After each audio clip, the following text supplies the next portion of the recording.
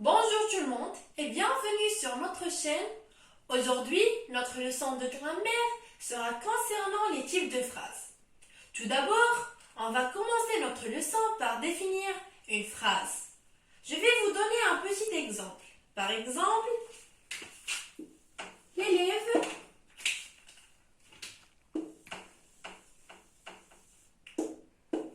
fait son devoir.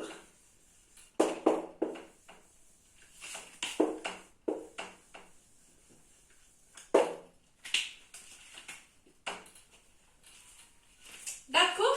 Donc, comme vous voyez, chers apprenants, cette phrase-là se constitue d'un sujet, un sujet,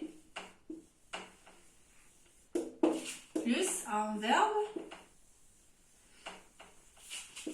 plus un COD, complément d'objet direct. Donc, ainsi que cette phrase commence par une lettre majuscule, c'est L, et se termine par un point simple.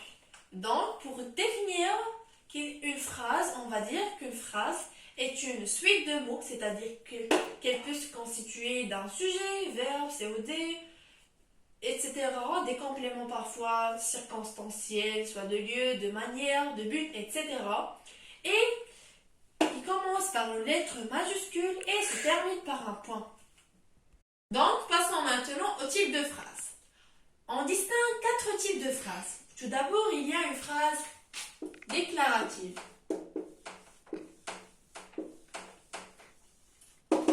Ainsi, une phrase interrogative.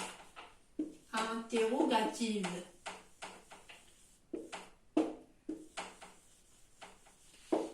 Une phrase exclamative. Et finalement, une phrase impérative. Donc, comme je déjà dit, la phrase, on distingue 4 types de phrases. Une phrase qui est déclarative, une autre interrogative, exclamative et à la fin, une phrase impérative. Alors, on va commencer par la phrase déclarative. Je vais lire l'exemple. Au zoo, on a vu des animaux sauvages. Donc, comme vous voyez dans cet exemple-là, cet exemple commence par une lettre majuscule et se termine cette fois-ci par un point simple. Et cette phrase-là nous donne une information qui se manifeste dans le fait qu'on a vu des animaux sauvages au zoo. Donc, pour définir une phrase déclarative, on va dire qu'une phrase déclarative est une phrase qui sert à donner une information, parfois à décrire une action, un paysage, etc. Comme cet exemple-là, au zoo, on a vu des animaux sauvages. Sa construction, parfois, on trouve un complément circonstanciel au début de la phrase, parfois non, et le sujet plus le verbe plus un complément, soit d'objet direct, soit d'objet indirect, etc. Deuxièmement, on a la phrase exclamative. Je vais lire les 2 exemples. Je suis tellement heureuse de te voir, que vous êtes ravissante. Donc, pour ces 2 exemples, il commence par une lettre majuscule, J et Q. Et se termine cette fois-ci par un point qu'on appelle un point d'exclamation. D'accord? Quand on remarque bien cette phrase, cette première phrase, on exprime ici un sentiment de joie. Je suis tellement heureuse. Heureuse, ici, nous marque la joie, nous indique la joie. D'accord? Et pour le deuxième exemple, ici, on exprime de l'admiration. Que vous êtes ravissante. Donc, on va dire que ces 2 phrases sont des phrases exclamatives. Donc, on peut conclure qu'une phrase exclamative est une phrase qui commence par une lettre majuscule et se termine par un point d'exclamation. Cette phrase-là sert à exprimer un sentiment, soit de joie, d'admiration, de douleur, de colère, etc. Et parfois, pour introduire une phrase exclamative, on peut utiliser un adverbe exclamatif comme que, quel pour le masculin singulier, quel pour le féminin singulier, quel aussi pour le pluriel, soit féminin, soit le masculin. Donc, et aussi on a comme. Ça y est. Troisièmement, passons à la phrase interrogative. D'une manière générale, une phrase interrogative est une phrase qui sert à poser une question. Une phrase qui sert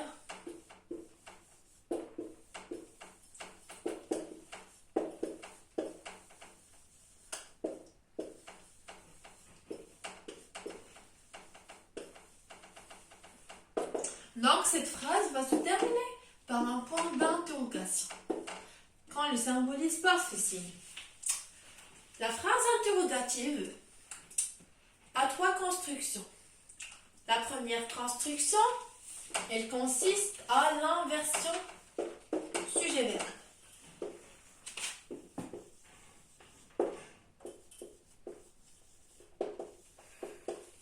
Sujet-verbe.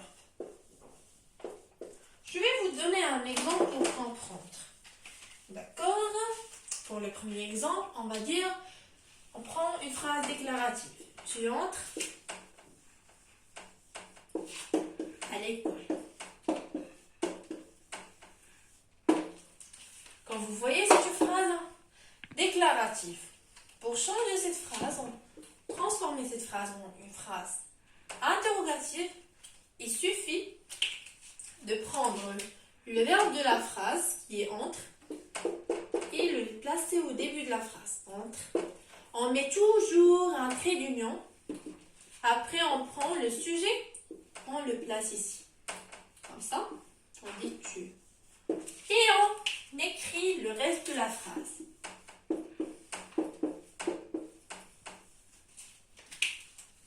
Sans oublier le point d'interrogation. Donc, on va dire entres-tu à l'école? Donc, cette phrase consiste à inverser le sujet avec le verbe. On a inversé le sujet qui est tu avec le verbe entre. D'accord. Maintenant, passons à la deuxième construction. C'est la plus facile. Deuxièmement, ajouter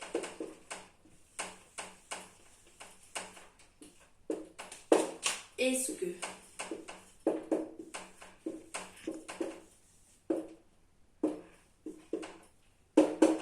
Donc, on prend le même exemple. Tu entres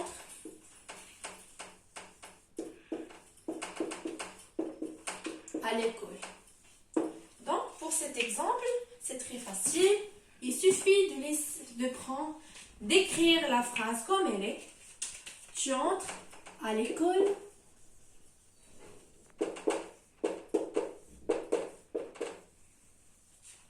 Ajouter est-ce que au début de la phrase.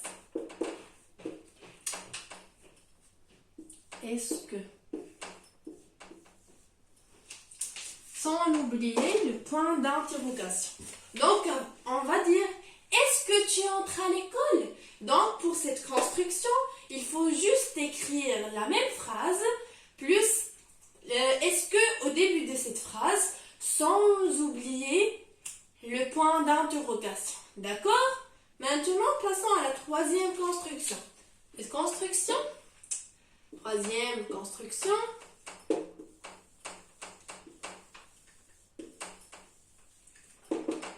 À l'aide des mots interrogatifs.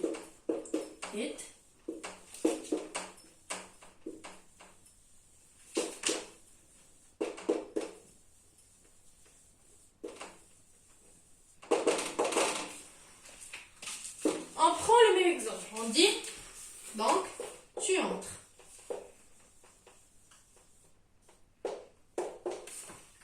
On a plusieurs mots interrogatifs.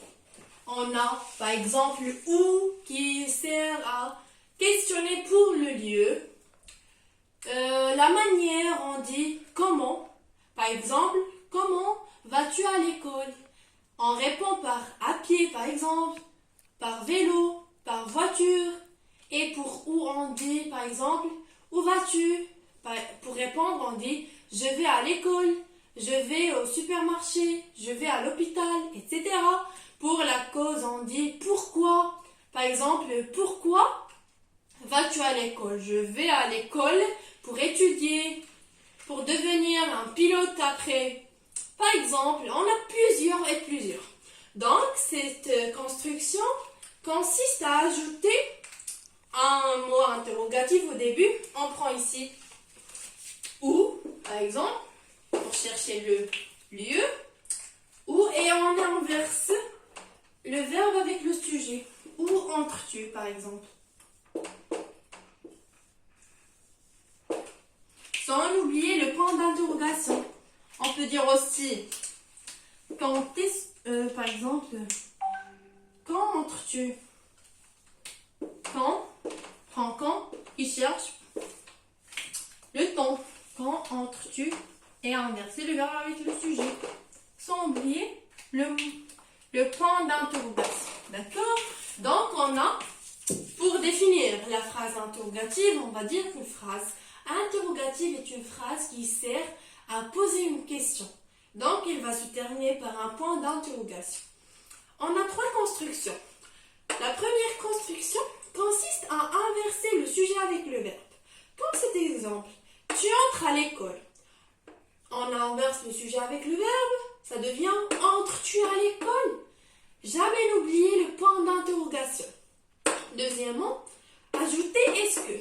On suffit de la même phrase, mais on ajoute au début de cette phrase est-ce que. Et on signe jamais n'oublier le point d'interrogation. Pour la troisième construction, tu entres. On a plusieurs mots interrogatifs à ajouter. Par exemple, où, quand, comment, combien, pour quelque chose de la monnaie, le prix. Par exemple, combien coûte ce parapluie, etc. Finalement, on a la phrase impérative. Je vais lire les 2 exemples. Taisez-vous. Veuillez fermer cette porte, s'il vous plaît. Donc, pour la première phrase, elle commence par une lettre majuscule et se termine par un point d'exclamation, alors que la deuxième phrase aussi commence par une lettre majuscule et se termine par un point simple. Remarquez bien la première phrase. Ici, elle sert à exprimer un ordre. Ici, j'ordonne de vous taire. Donc, on va dire que cette phrase est une phrase impérative. Alors, pour la deuxième phrase, ici, on n'exprime pas un ordre, mais on exprime une demande. Je demande de fermer cette porte, ici. On remarque bien, s'il vous plaît, ici, il y a une politesse. Donc, cette phrase aussi est une phrase impérative. Pour bien expliquer, on va dire qu'une phrase impérative est une phrase qui commence par une lettre majuscule, se termine soit par un point d'exclamation, soit par un point qui est simple. Et sert soit à exprimer un ordre, soit un conseil, soit une demande, soit un souhait, soit une prescription. Et enfin, notre cours est fini. Alors, j'ai dessiné une carte mentale qui résume tout notre cours. Et à bientôt pour une autre vidéo.